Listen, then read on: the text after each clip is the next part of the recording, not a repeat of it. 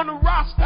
All about my cheese, I ain't worried about the pasta. Baby, nine, take a mind on the roster. Yeah, I hate her. I just wear it out the fire like a top. Burn like a pistol. Screen spinning right. Predicting like the weather. Third rim of cup. Can't go without my medicine. And the coach so sick. Big bag of peppers. Where is my letterman? I'm balling on these suckers. You know the money talk. You can ask Chris. I'm always dancing at this one. Okay, welcome to Side Action, episode 3 of season 8. My name is Jim Weglars, a.k.a. Wegs. You can follow me on X and on Instagram at Wegspool.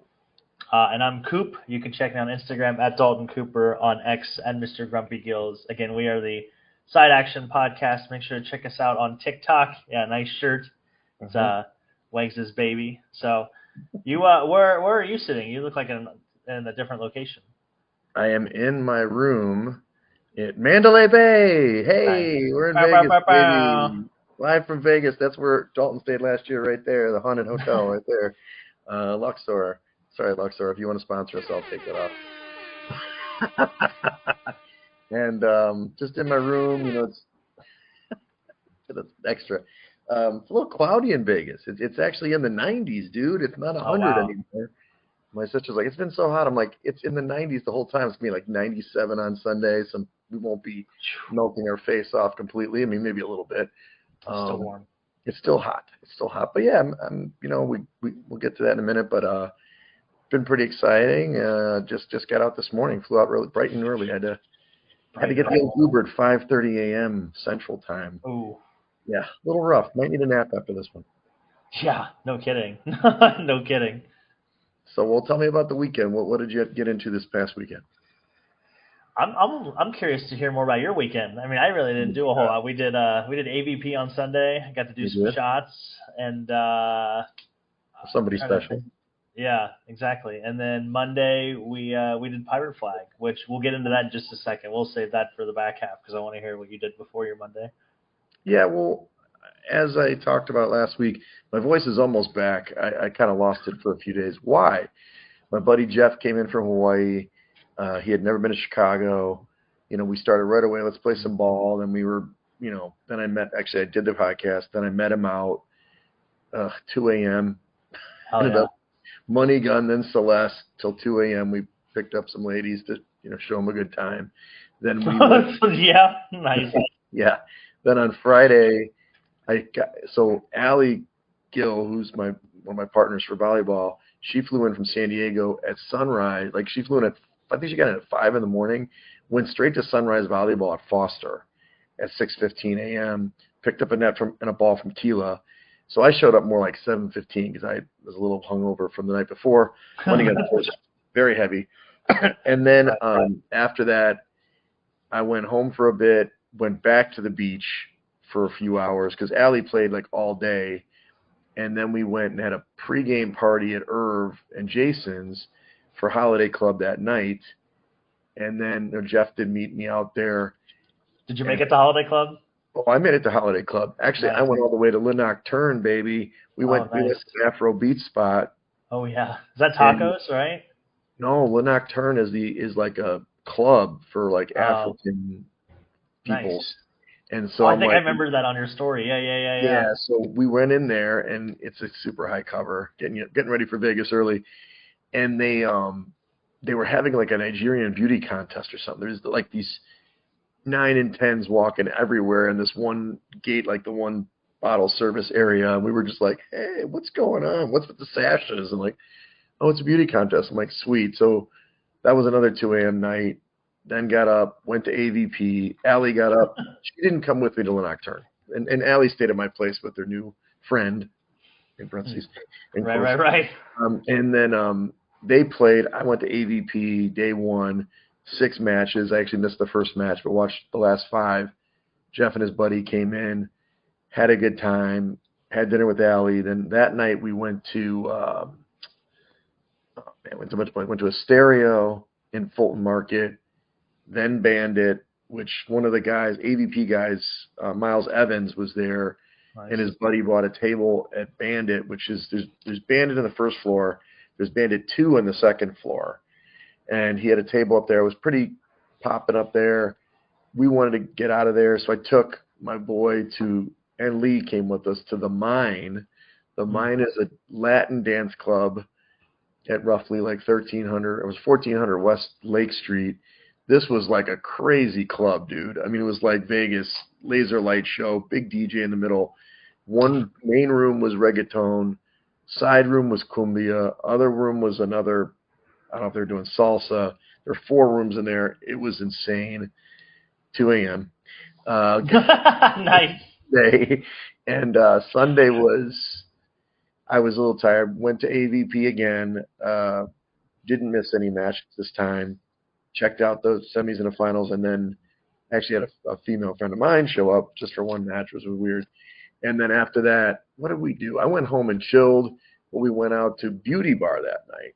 So I got in at 12:15 because today we played the twos tournament, Allie and I. And actually didn't play badly considering how I barely slept all weekend.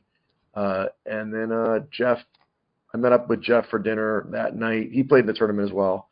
I went and saw the end of the Pirate Flag, as you mentioned. And then, yeah, I had like a day and a half to work and get ready for Vegas, and now I'm here. So there you go. I can't believe it. You know, we thought we had friends, and then we just find out that the closer we get to people, maybe they're more different than we thought. Is that right? Is that right? I guess so. That's kind of how it felt, yeah. But it's funny. Yeah, we did Tuesday bowling, too. Forgot about that. Yeah, that already started. This is the bowling league starting already? Yeah, started on Tuesday. Yeah, the champs, the repeat champs? Yeah. We're going back-to-back. We're going back. Yeah. Reigning, defending. That's right.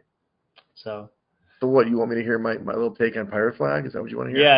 I want to hear this. So I rolled up the Pirate Flag, and you're right. I alienate some of my friends. I can't make everybody happy. There's nothing I can do.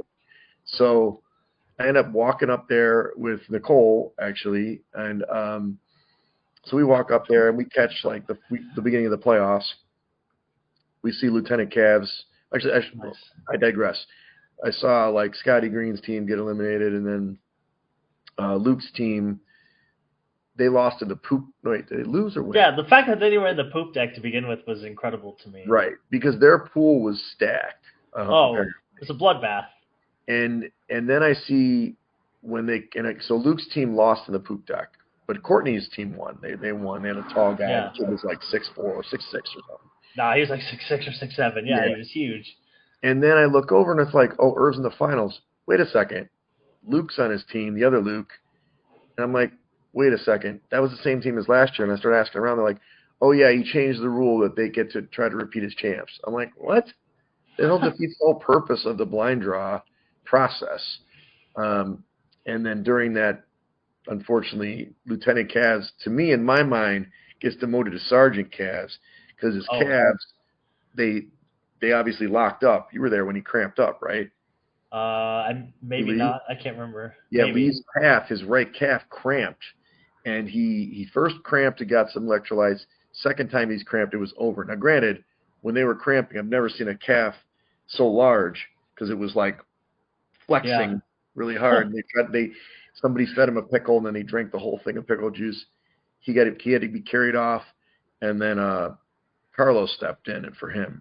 Nice. So they actually went to 3, I think. But I mean, Irv just started setting this, Luke dude every time, and they won going away. Handily. Yeah, he was just toying with people. I bet. Yeah. Yeah, I mean, and look, I like the guy. I actually play against him, and he's a really good player. Yeah. I'm like, it's kind of convenient, Irv. But anyway, it's fine. There's got to be a boycott of the repeat thing, otherwise they're going to win every year. Because the girls are really good too. Sound like Trumps, So yeah, no, I agree. What's the point of doing a blind draw if you're just going to set the teams, Did you guys win in the first night of bowling? We don't know because everybody's establishing averages, but we did go undefeated on Monday, where we went 0-7. We played every game and we had fun doing it, but we didn't win any of them. I see. I got you. Yeah. Okay. Hell yeah. Nice. All right. Well, undefeated. We'll get into what I'm going to do the rest of the weekend at the end because let's get into the meat of the pod here. Yeah, so let's do it. I'm going to go first, taking people to the shed. And I mean, we did the college preview a couple weeks ago. Heisman hopefuls, Arch Manning and Cade Klubnik. Oh yeah, these guys are great, except they weren't on Saturday. Both these guys were maybe not god awful, but Klubnik was like 50% completion rate, and Manning wasn't that far behind. He was 17 for 30. I'm assuming they can bounce back, but what do you think? You think they're going to bounce back? So first of all, Arch, I think you can drink maybe. So you can't get in the Club Dub yet, but you definitely can take a flask into the shed with Cade, because both you guys were terrible. If I was going to buy stock, I'd rather buy stock in Arch, I think. Yeah. Just because it's I don't know, LSU's defense is pretty good too. So I don't know. I mean, Klubnik did lose a wide receiver in the process. Okay. So but yeah, definitely a tough way. I believe that Arch Manning was off target rate was like 35 or 36%, which is like the highest a Texas quarterback has had in the last decade. Yikes. So yeah, definitely not a good game for him. The other shed is Wegs' voice. Too many late nights. The pipes needed a rest. They're barely right now. You can hear there's a little rasp in there. We'll see if I'm gonna be a full mute by Monday when I fly back. So. Oh yeah. Come on, boys. Let's go. Yeah, T's and P's. Need some, tea. Need to do a hot toddy or something tonight. Yeah, get you a lot of water. That's right. That's going to be top of the list in Vegas. I got that stuff. Airborne to try to help my throat. So anyway, who are you taking to the shed this week? Oh yeah, we're gonna start with the Clippers. So reports are coming out that Kawhi Leonard signed a $28 million endorsement deal with a fraudulent tree planting company. That company was actually funded by Steve Ballmer. So they were circumventing the cap. That came out. He did a no-show. Basically, got paid to do an endorsement. Never did an endorsement for said company, and then all of a sudden the company was gone. So. They're in the shed. You had Gio Lopez. Let's get back to that. Did you hear the last time that happened was Joe Smith from Maryland came out. The same kind of thing happened, and they had to forego like first-round picks for like 5 years. So did they exact any penalties yet, or have they? There hasn't been a penalty yet, but the Clippers don't have any first-round picks to give. So we'll see what happens. I don't know what they're going to take. That'd be interesting to see. Postseason ban, maybe that'd be interesting. Whoa, so you could. But yeah, Gio Lopez is also in the bin. I don't know if you saw this game Monday night. I don't know if there's ever been UNC football has never been more back after that first touchdown when it was 7-0, and then it was like a 41-0 run by TCU. But Gio Lopez, the UNC starting quarterback, he went 2 hours and 8 minutes between completed passes Monday night against TCU. His completion time frame started at 8:12 Eastern time, and his next completion would come at 10:20 Eastern time. So 2 hours and 8 minutes. That's definitely not what you're looking for. Yeah, never be seen again probably. And then we had last one was Kalen DeBoer. So Alabama gets beat by Florida State. DeBoer matched the unranked loss total of Nick Saban already in his 14 games. He has 4 losses. Compared to the 4 losses it took Nick Saban 235 games to accumulate. So, it's tough. Pretty tough. I don't know if they'll fire him mid-season, but if he loses he's not getting fired. He's got like a $65 million buyout. Everybody on the radio I've heard that they're going to buy his ass out. They don't want to lose. They can't lose like this. I mean, I don't know. I mean, maybe he just should have stuck with a smaller program, whatever, but I mean, the Tide, they did, obviously, following the legend is very hard. We've talked about this before. So, but still, you can't lose like that. Florida State, is Florida State better than we thought then? Oh, yeah, for sure. There you go. Gus Malzahn, baby. Hey, he made it happen. Okay, let's go to Club Dub. I'll let you go first. We've got some new wings that were built, ready for more entrants. Primetime Murphy, we'll talk about that in a minute, but he's raining money in there. Oh, nice. Well, that's good to hear. First, I'm going with Justice Haynes. He is the Michigan running back, Alabama transferred. In his debut, he totaled 159 rushing yards and 3 touchdowns. So, pretty good way to start your Michigan career. I believe that was against New Mexico State, I believe. And then I had Shohei Ohtani. So he set the record for the quickest amount of time to reach 100 home runs for the Dodgers. He did it in 294 games. He eclipsed Gary Sheffield, who did it in 393 games. And in MLB history, Babe Ruth and Mark McGwire are the only players to reach 100 home runs faster with a single team. So, pretty elite company that Shohei Ohtani is in right now. Yeah, the guy can hit it. He can play ball too, just in general. Yeah. Throw it, play it. He can throw it, hit it, and then the honorary club dub us because the NFL season is back. Whee! Oh yeah. For me, we'll start with the AVP, Julia Donlin and Lexi Denenberg, who were young.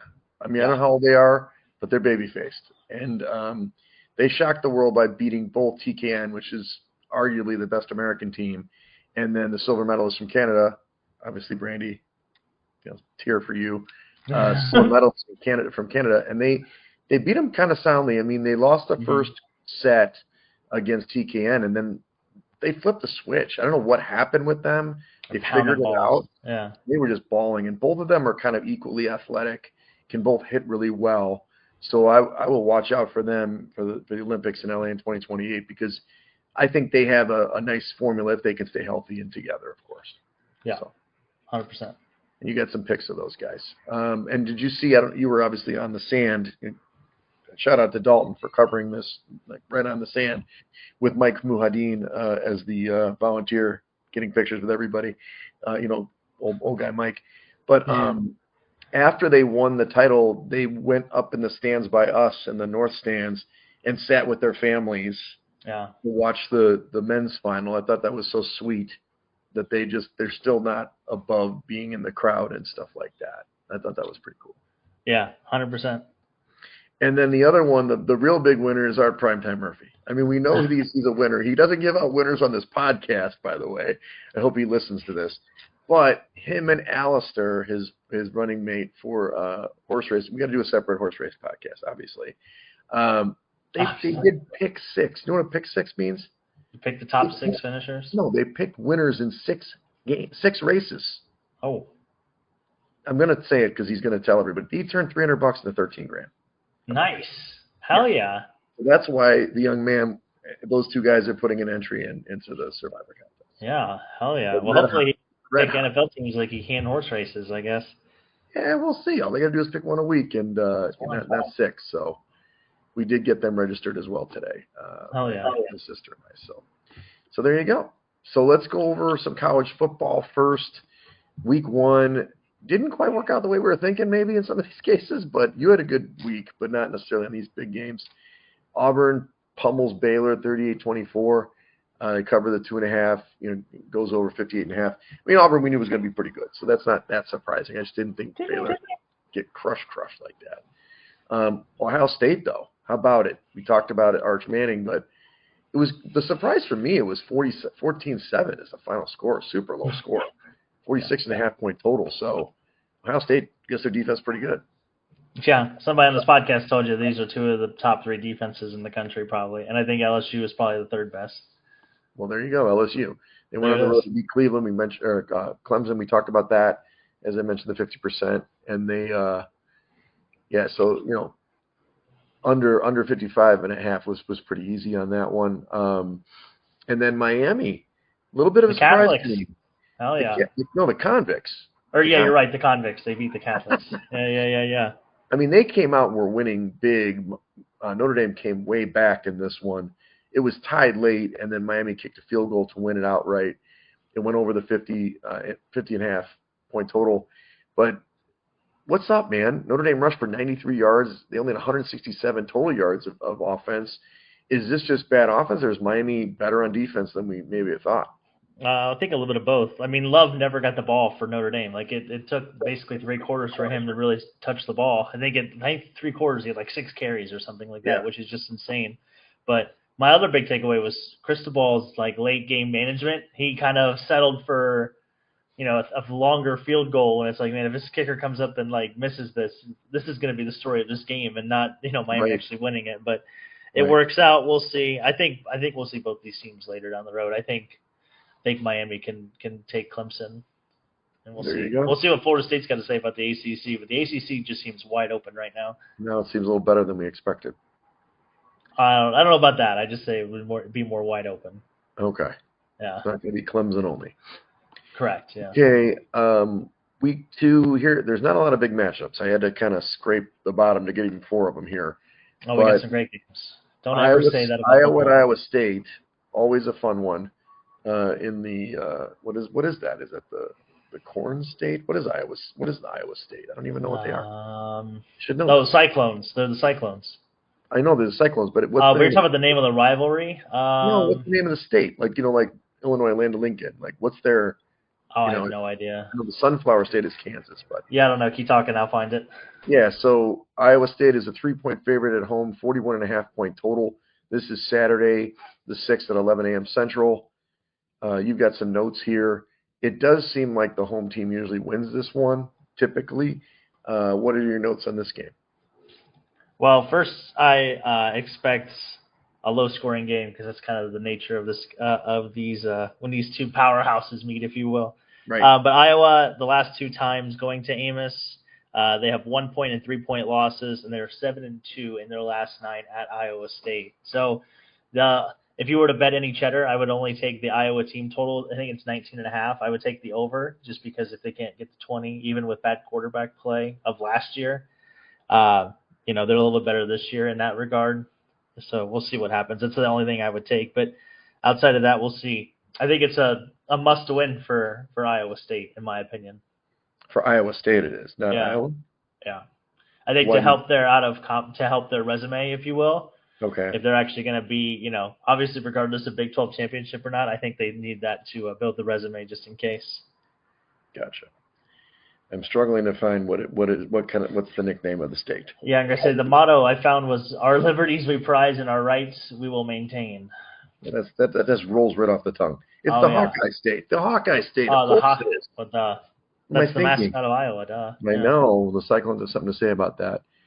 Okay, the second game identified was Baylor again at SMU this time. SMU is a 2.5-point favorite at home, 65.5-point total.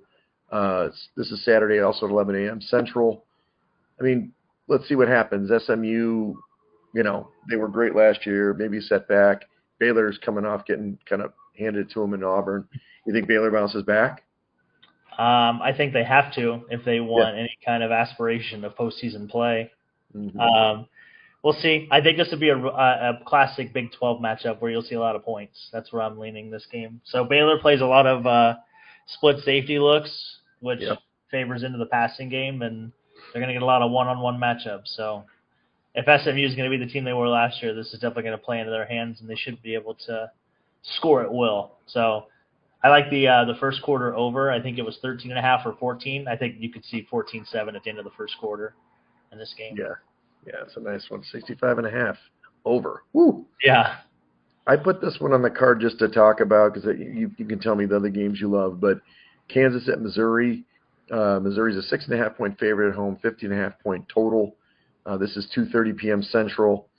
Yeah, I like it. Border war. So yeah, exactly. It's the Show Me State versus the Sunflower State. So Kansas, whatever. They've been good. I think they're getting a little under. Not enough shine in this game. What you think? 6.5 seems like a big number. Yeah, we'll see. This game is going to. I would live bet this game. I would watch in the first 2 series. Each team has the ball once. Which team can block each other's defensive line, because both of these teams have transfer portal tackles in the game. Missouri has 2 of them, and Kansas, I believe, has 1. So whichever offensive line looks to be established early is the side that I would choose. So we'll see what happens. Moving that, but I'd like to see Kansas win. I think Kansas can make some noise. I don't know if Missouri can, but I think Kansas has enough star power quarterback to make some noise. Yeah, I like that. And then we've got Michigan, who this is the only unranked game of the week. 15th ranked Michigan, 18th ranked Oklahoma. Oklahoma's a 5.5-point favorite, 45.5-point total. This is at 6:30 p.m. Central. Oklahoma had a big win this weekend, right? So, but they had trouble running the ball. Oh yeah. They did not, even though they won 55-0. They just still had trouble. It was basically quarterback run. They didn't have any run game outside of quarterback run. Michigan is going to be down a pass rush or 2 in Barham, so I anticipate having a 18-year-old playing quarterback going on the road in Oklahoma. They're going to try to establish the run with Justice again this week. Lean into that quite a bit. Let Wink Martindale play defense. But the stat of the week for you is Brent Venable is 21-5 in his career against freshman quarterbacks. So Interesting. we'll see what happens. This pretty good. 100% this has got turnover written, like whichever team can cause the most turnovers, and this has got underwritten all over it, in my opinion. So we'll see. There you go. So you went 4-2 last week. Nice work. Your calls on the overs and the unders. You had Texas, good call. Miami under, Utah over, and then Georgia Tech covered the number. Yep. Indiana so Indiana, that was just a side. They didn't cover. Yeah, they didn't cover. Yeah. And UNLV, well, that over. We know what UNLV is now.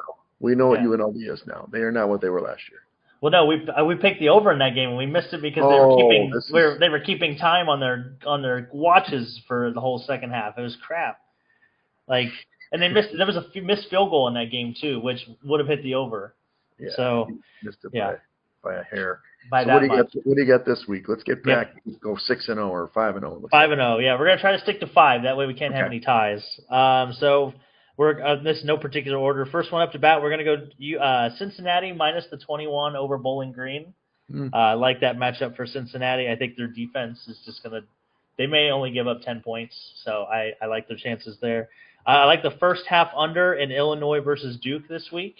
Okay. And that is at 24.5. I think IU is going to not give Duke the ball much. They're going to try to slow the tempo of the game down. So I like the first half under there. It's okay. It's Illinois, right? Not It's Illinois. Yeah, sorry. It's gotcha. U of I.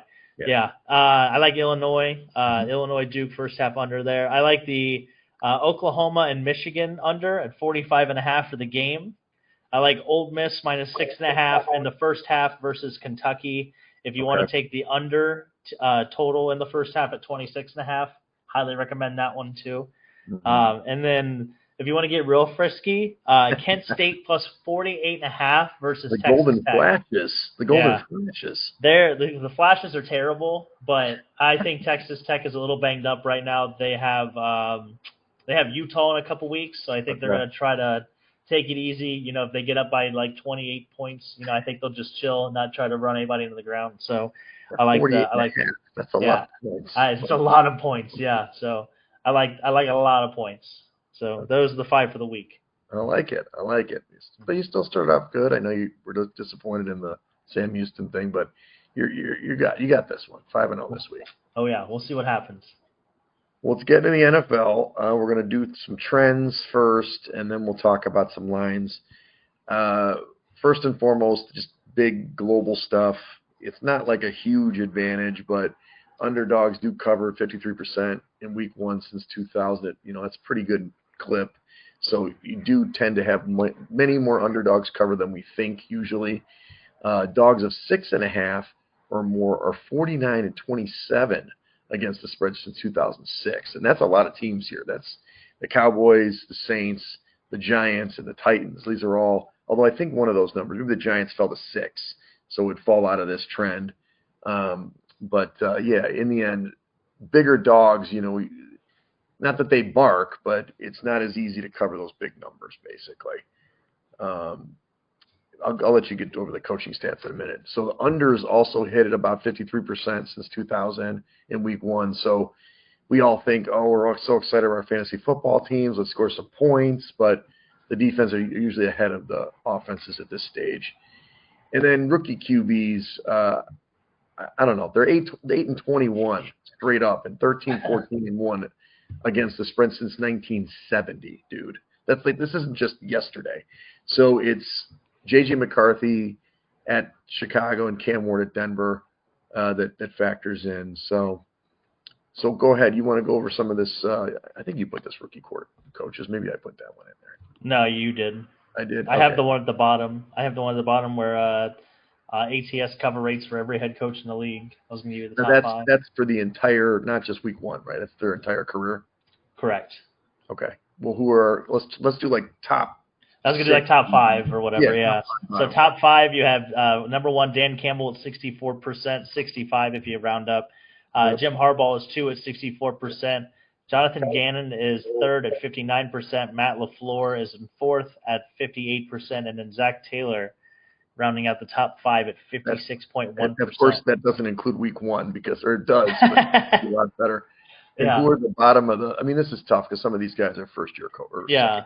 Bottom 5, you have Dan Quinn is the 5th worst at 46.5%. You have Raheem Morris at 42.7%. You have Kevin Stefanski at 42.2%. You have Mike McDonald at 40%. And then to round out the bottom of the barrel, you have Brian Callahan at 12%. I mean, he only had 1 year in the books, so. Yeah. I focus more on the rookie head coaches, and there aren't that many of them. Road covers since 2002 at 58%, so pretty good. Pretty good. And that's obviously Brian Schottenheimer tonight. Tonight, yeah.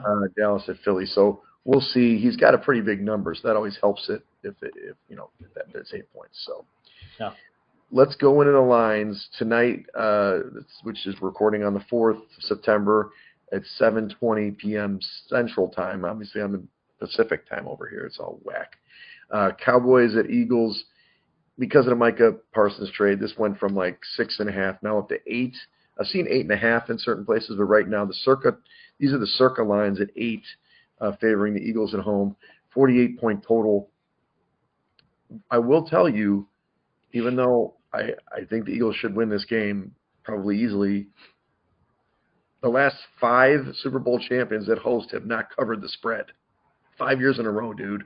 Yeah. So I don't feel great about backing the Eagles if it's a contest. If you want to do a survivor, makes sense. But I don't love it. Do you know the touchdown to interception ratio of Dak Prescott versus Nick Sirianni coach teams?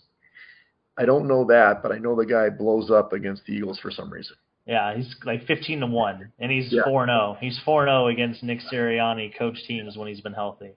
So,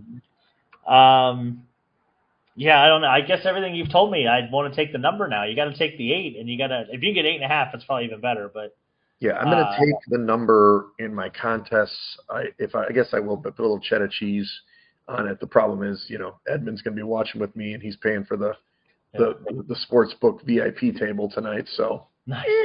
Who's stopping the run? That's the only thing that worries me is for the Cowboys. Like they're not going to be able to stop the run. Even when Philly tries to ice it, maybe they might end up giving up a big one that costs you your cover. Yeah, I agree. It's not a great spot. What do you think about the total? 48-point total.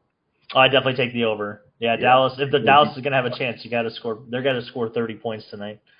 Yeah. So maybe it'll be a Dak prop. George Pickens, big night. Sprinkle a little prop. Yeah. Run the ladder. I would run the ladder. No, okay. I'd run the ladder with him tonight. Yeah. Start at like 60 and just run it all the way up to 100. Yeah, you can. Yeah. Get to that plus money. So maybe some props are the way to go on the Cowboys side versus the spread, even though the spread's pretty good. You could definitely go for the Eagles, tease this down to 2, something like that. Makes sense. Mm-hmm. And then the total down for the over. So Friday night, we've got another humdinger. This is in Brazil. That's the 5th of September. You like that? They speak Portuguese there. Yeah, sure I do. I'll learn to speak Portuguese if necessary. The Chargers versus the Chiefs. Chiefs are a 3-point favorite in this one, 46.5-point total. I put down not necessarily your stat, but it's not surprising he's the second in ATS. But he's 5-0 ATS and straight up in week 1 as a head coach. Yeah, Harbaugh. Yeah, he's really good. Yeah, so I like the Chargers in this game, +3. I don't know about the money line. I'd probably sprinkle a little bit since I'm in Vegas, but I like them. Really? I do. Okay. I think it's going to be interesting. I would take the under in this game just because I think the pressures that they'll be able to show the Chiefs' offensive line, we're gonna find out real quick if they can actually block like they believe they can. And if they can, I'd take the under in this game. I think this could be like a 17-14 game. Like this could be really low scoring. Well, last year I don't think either team got over 20 points in these two matchups.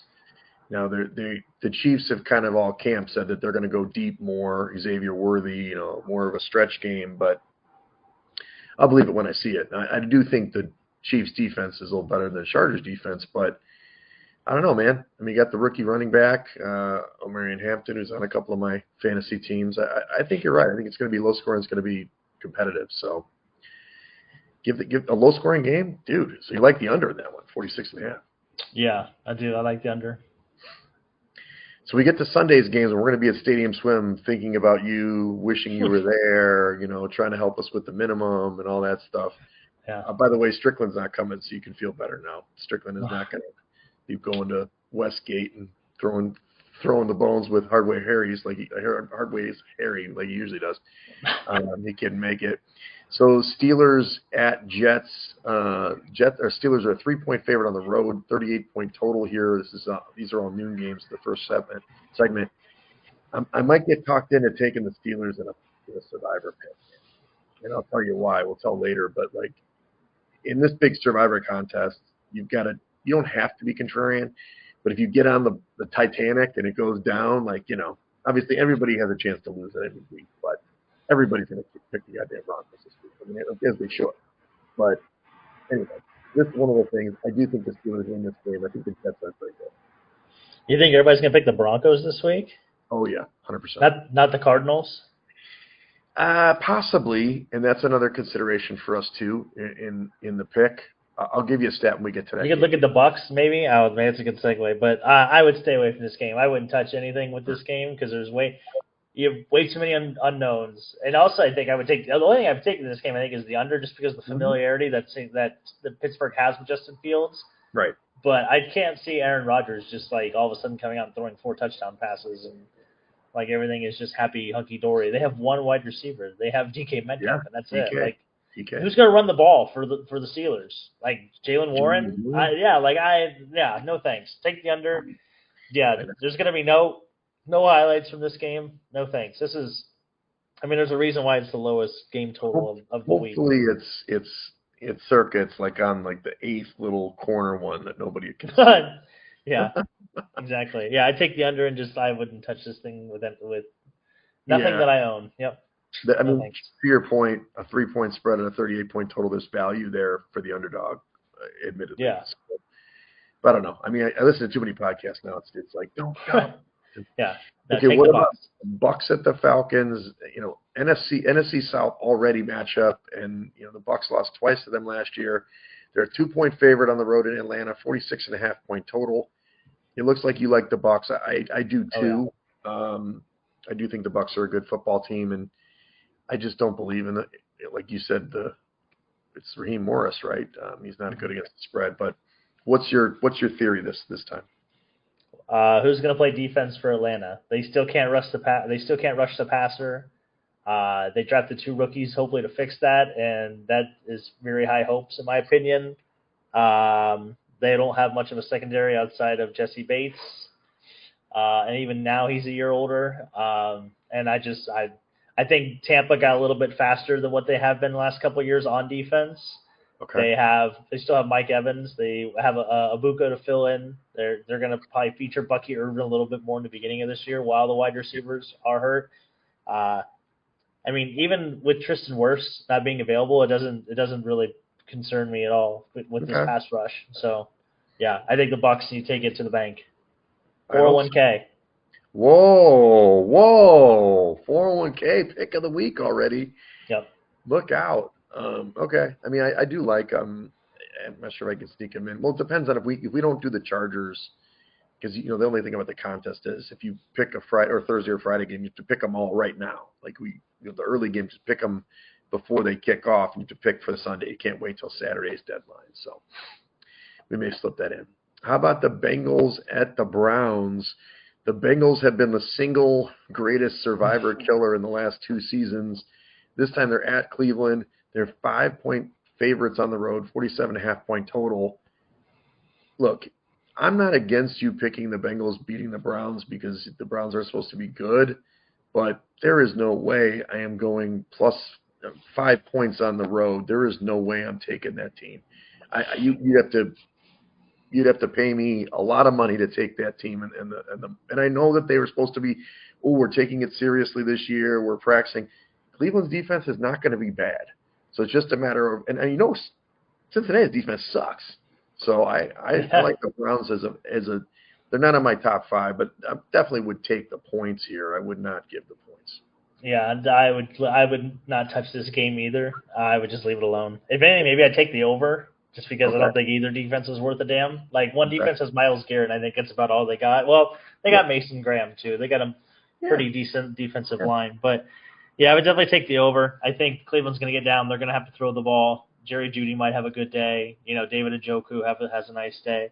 What about like the Hall of Famer Joe Flacco? You don't believe in him anymore? Not at 38 years old now. So he's got to be 40 now, probably. I don't even know how old Joe Flacco is, but yeah, I would take a total here and leave it alone. Okay, so let's do Dolphins. 40. Yeah, good call. 40. I think he's the same age as Matt Ryan. I think they were in the same draft, if I'm not mistaken. So, Dolphins at Colts. This has gone all the way down to a pick. It was like maybe 1.5 for the Colts, now down to a pick. Really like the Dolphins when they were getting points. Pick, I guess it's the same. I don't know. 46.5 point total. I love the over in this game. These secondaries are awful. So that's going to be on the card on Sunday, no doubt. I might even do a little parlay with some of these other totals. But do you think your Finns can get this one done against the Fighting Daniel Joneses? I would like to think if the pass rush can stay healthy, the Dolphins have probably a top 5 or top 6 defensive line pass rush, between Jalen Phillips, Chop Robinson and company, and Bradley Chubb as well. So we'll see. I don't know. I've already told you I'm Dolph out. I'm not very optimistic. Mike McDaniel's leading the charge in first coach fired in the books. This could be the battle of first coaches fired right here. Yeah, honestly, yeah. I think he's going to get canned this year if they don't make the playoffs because he's just been middling, and they've got new ownership, like in terms of the Irsay family dead man walking. Yeah. This is the dead man walking game. Good call. Dead man walking. Panthers at the Jags. This could be a fun game actually to watch. The Jags are 3.5 point favorite at home, 46.5 point total. I'm all over the over here. These defenses suck too. The secondary bad, really bad. I really, again, love props. Love Bryce Young's props. I mean, we'll see Trevor Lawrence with this new offense. I just think I'm rooting for points. I'm rooting for Dalton's overs in this one, and 46.5 seems low. So that's part of the little parlay action for those two games for the over. Nice. Do me a favor, bet Brandon Strange anytime touchdown this weekend. That's the one bet I'm going to give that I'm going to request in my memory. So when you win, you'll think of me. A little strange. Get a little strange, huh? Yeah, Strange anytime touchdown. I think he's due for a big year. If you don't have him on your fantasy team yet and you're kind of light at tight end, I would definitely look at him. I think he's poised for a big year, especially with we're not sure how they're going to use Travis Hunter.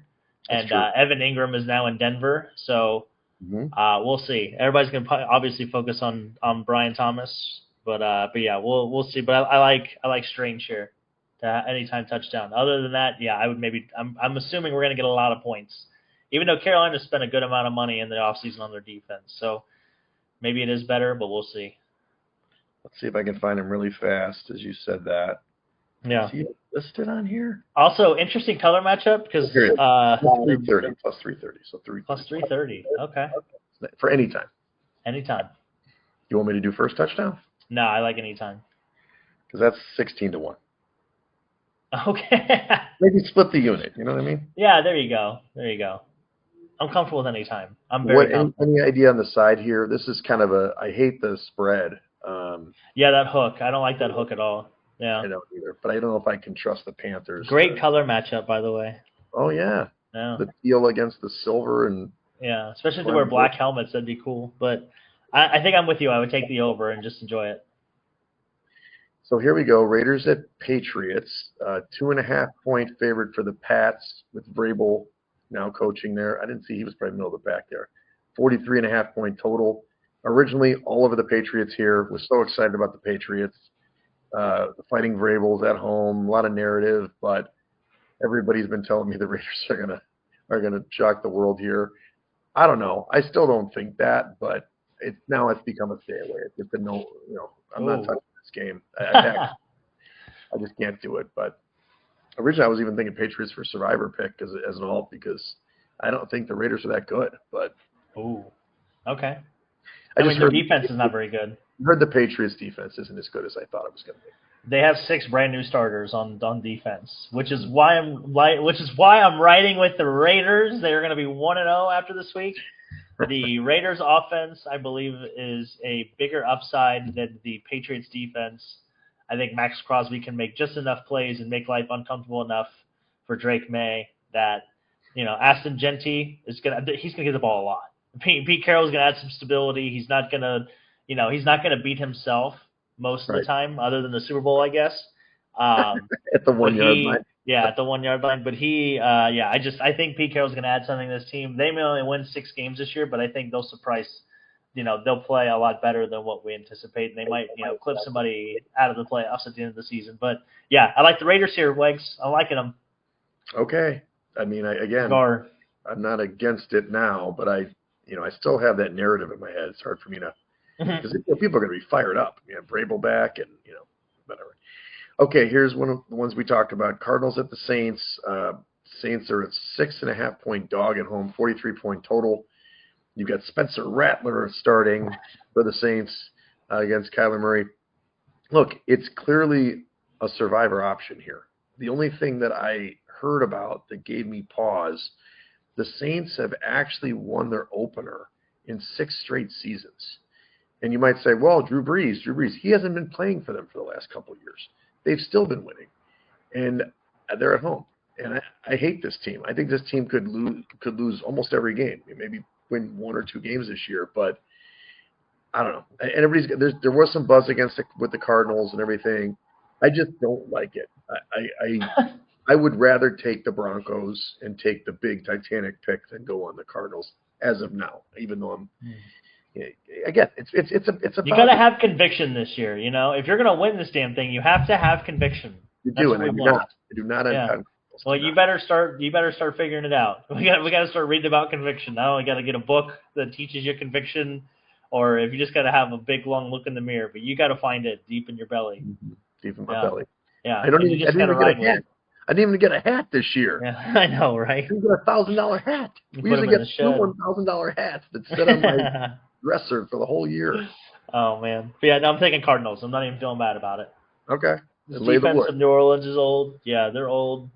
I think Marvin Harrison could have a big game. Trey McBride will score sooner than week 13 this season. I'm willing to put my reputation on the line for it. Made some touchdown regression to the positive. Yeah, you could do a tight end parlay. You could do Strange and little McBride for you. Anytime touchdowns? Yeah, a little touchdown parlay. Oh, let's go. Yeah. I like it. Okay, so you would lay the 6.5. Yeah. Okay. Yeah. Maybe Action will talk me into it tomorrow. I don't know. We're going to talk in the morning. Giants at Commanders. This number has come down to Commanders 6-point favorites at home, 45.5-point total. I was really against the Giants all season, all off season. These guys stink. I still don't think they're great, and I don't really love Russell Wilson. But I think that defensive front four is pretty good, and I think they're going to get after Daniels a little bit. So it's not that I'm going to. Again, another good survivor option in a lot of people's minds initially. I don't like it. Divisional team, no way. Giants are. Everybody thinks their whole clubhouse probably says, hey, they think we suck. Let's knock them out. So I actually might even go Giants +6 in this one. Not in the contest, but on a pick. Yeah. No, I like this early in the season because I think the continuity is going to take a minute for offensive line play. So, yeah, take the Giants, and then that's all that we need to say. Week 10 or whenever they play again, it might be a different story. But, first week of the season, 100%. Exactly. Fired up. So the 3 o'clock and 3:30 window, you've only got 4 games because of all these, these ridiculous games that we put on here on the schedule. You've got Titans at the Broncos. We talked about it. This is the biggest favorite on the board. 8.5 point favorites for the Broncos at home. 42.5-point total. This is 3:05 p.m. Central. Look, there's 2 reasons why you pick the Broncos in this game, and I know you like them for the spread. One, you've got the rookie starting on the road. Really tough spot for him. Secondly, altitude. You know that Denver has this huge advantage at home when they get to play early in the season when the guys aren't in as good a shape. So I totally get it. I totally get why you want to lay the wood. If you're going to lay the wood, then do what you mentioned on another thing. You got to do the ladder. Ladder it up. Ladder it up to even 13, 14 points. Because if they're going to win big, they're going to win big. But let's see Cam Ward. Let's see him in a situation. Doesn't have a lot of weapons, but maybe he's a little better than we think. But yeah, this is clearly the survivor pick everybody's going to pick. Yeah, no, it's going to be, I just can't see Cam Ward having very much success in this situation. I can't see a lot of quarterbacks having success in this situation. Yeah. So, yeah, no, tough place to start, tough place to play. Not a lot of help. Yeah, lay the wood. Great defense. Yeah. Okay, let's do 49ers at Seattle. Seattle's a 2.5-point dog at home, 43.5-point total.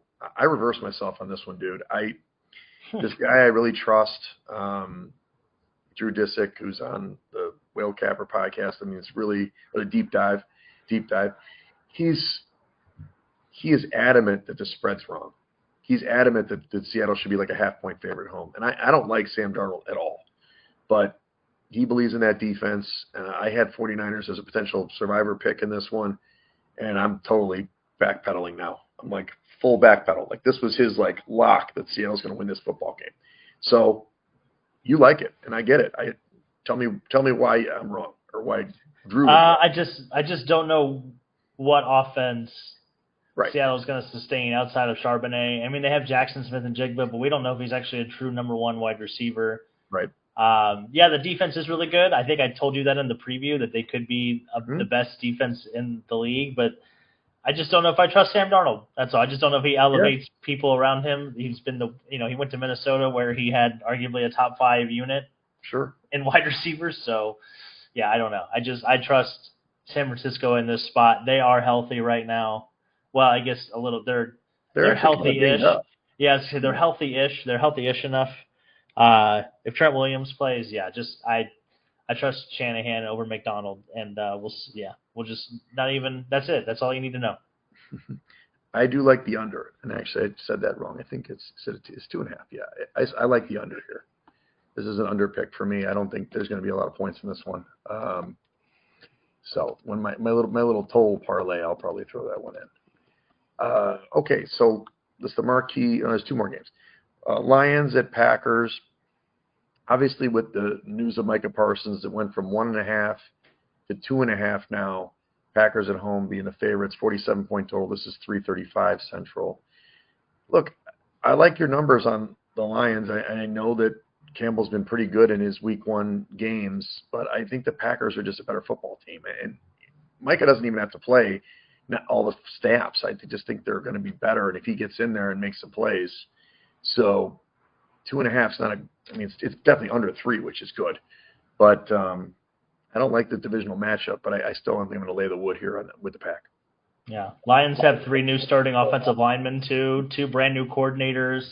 I just think there's a lot of moving parts here that are hard to manage, especially this early in the season. Everybody's getting used to each other.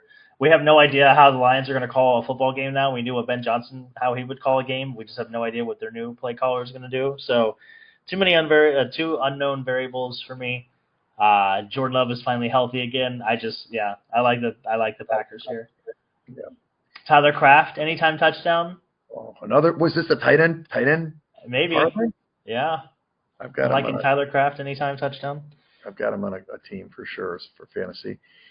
So the last game in this window is Texans at Rams, another tough game. I love that I kind of love as a fan that they put these games. As a survivor guy who's trying to make it past week 1, I don't like it because to me you can't play this game. I think both these teams are pretty good. Rams are 3-point favorites at home, 43.5-point total. I like the under in this game. I'll say that right away. Love the under. So that's my first play, but I think Houston's gonna win this one. I think that and I'll tell you why, not just because of my article. You're out of your mind. The defense is really good. The Rams have barely practiced with Stafford on the field. They don't need him to practice. They don't need him to practice? What are they going to do against defensively? C.J. Stroud's going to be running for his life because they won't be able to block anybody. Okay. And he's got nobody to hand the ball off to. Well, you can hand it off to Nick Chubb, who's got 1 leg. Yeah. And he's going to throw the ball to Nico. He's going to throw the ball every time. And he's not going to have time. What are the Rams going to do offensively against they're going to have to cover 3 points. And this game's going to be in like the teens, man. No. It's going to be a 33-point total, not a 43-point total. So yeah, it's going to be 33-3. The Rams are going to win 33-3. That's right. Come on, dude. Are you serious? I like the Rams a lot here. Yeah, I do like the under in this game, but I do like the Rams. Again, okay. I don't see who's going to be able to block for Houston. I still think that Stafford, even at 80%, will be able to find something and be able to get it done. The Rams take care of business. Okay, 33-3. I can't wait to see that score. Maybe be 30-3. That'll be how you get your total of 33 points. There you go. Well, it's 43.5. I mean, you're under, but I'm saying 30. I think it's going to be. I thought it was going to be more like 17-14, 17. 23-10. There you go. It's a closer game than your 33-3. 20 to 17, 20 to 17-16 is the 33. Okay, so we've got Sunday Night Football. Ravens at the Bills. This number has moved quite a bit. The Bills were early favorites, and now they're dogs. Ravens in the contest are 1-point favorites, 50.5 point total. This is the Sunday night game, 7:20 Central. Got to go Ravens here, man. I'll lay 1 point. They're better than this team right now. Maybe the Bills will get better and healthier. I do like the Bills to win a lot of games this year because they face everybody at home. Like if you read my article yesterday, all their tough teams. The easiest first place schedule you could find in the league for sure. True. Yeah. But the Ravens. Now, granted, they've had their stumbles in week ones before, but I think they're a cut above right now. So I like the Ravens to lay the points.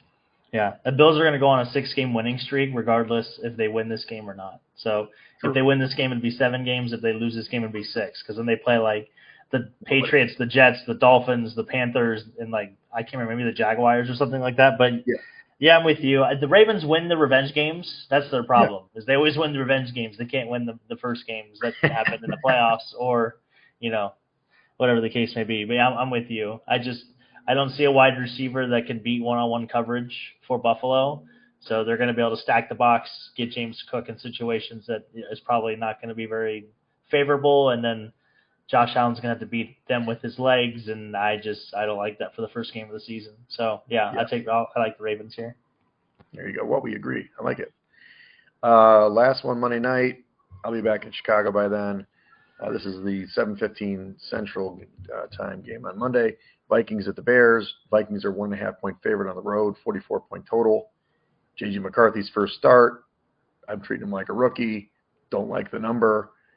I'll take the Bears. I took it off my top 5, but I think the Bears will play decent. I think that Ben Johnson's going to know how to attack the defense, even though I think the Vikings defense is great. But I think he knows how to attack it. Whether Caleb can do that, that's another story. But JJ, he's got good weapons. I don't know. Prime time, we'll see how he does. I don't believe in it. And it's a homecoming for him. He's from Chicago, but like the Bears. I don't know. I keep going back and forth in this game because I can see Minnesota's defense overwhelming Chicago's offense, and then I could see just the run game of Minnesota taking over the defense of Chicago, and J.J. McCarthy has to make 5 throws that's really all he has to do the whole game, really, is to make, other than like screens and like all this other easy, underneath stuff. But yeah, I think I'd probably go Vikings there. I'd like to be optimistic. I don't know. I think the Bears are they have the talent to win 10 games. I just don't know if they're going to be able to get it done. I think they're still a year away. I think they're 1 year away from being something we can worry about. I'm worried about the D more than the offense. I know Caleb looked like garbage in the preseason, but the defense worries me a little bit. I don't know if they're going to play as good as they need to. I hear you. That's why I took it off the top 5. Let's go through your top 5 now. Oh, yeah. So I'm taking Tampa Bay -2, San Fran -2.5, Denver -8, Vegas plus the 2.5, and the Rams -3 against Houston. You mean they're 27-point favorites? That is, take it. Or 33-3, that's 30. 402K2, or 402K, pick of the week. 402K, right. Chargers plus the 3 on Friday night. I do like the Steelers minus the 3. Maybe get talked off the ledge there. Texans plus the 3 against you there. Pack minus 2.5 and Ravens -1. That's a lot of favorites there. Well, it's 3 out of 5. You've got only 1 dog, so we're kind of not doing what we're supposed to be doing. But that's okay. Yeah. Contest update. So I was just at Circa. It's evolving as it happens. So the $1 million, just so you know how the contests work at Circa, you still have time to sign up. I think it's till 3 o'clock in the afternoon on Saturday. This is Vegas time, so 5 o'clock Central Chicago time. So you can fly out and still get it in. $1,000 contest, up to 10 entries per person for Survivor. as of today, well, the guarantee was 15 million, so they were expecting 15,000 entries minimum. They have 16,250, so it's the pot right now is $16,250,000. Not bad. So we have a chance. As we mentioned, Art, we did an entry for Art, and Alistair, myself, and Action separate entry. So we've got 2 entries amongst our little crew. Hopefully somebody hits it big. The Pick'em contest is not doing as well. It was a $5 million guarantee or $6 million guarantee, and they're at like 4,800 entries. So there's like 1,200 entries, like 1,100 entries short.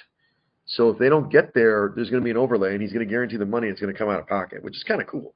That he pays $1 million out of pocket. He's got a couple more days to hit it, but it does seem like everybody's going to the Survivor route. Although it's really hard to do the pick'em because it's 5 picks against the spread every week, as we discussed. It's hard. I've done it, but there's quarterly prizes, and there's a booby prize. If you stink, if you're terrible, you get paid, and that's not just for the whole season. It's for the quarters. So let's say you start off really bad. You're like, let's just tank if we can, although it might be harder to do that. So it'll be interesting when the final tally hits, but I would imagine that the pick'em will not go over the 6 million. I think it was 15 million. So yeah, so it's 6 million.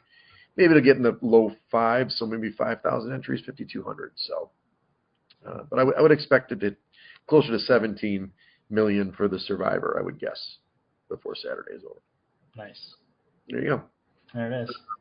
What do you got going this weekend? We got baseball playoffs. So tomorrow we got the American League, the King County Cougars, Schaumburg Boomers are both playing.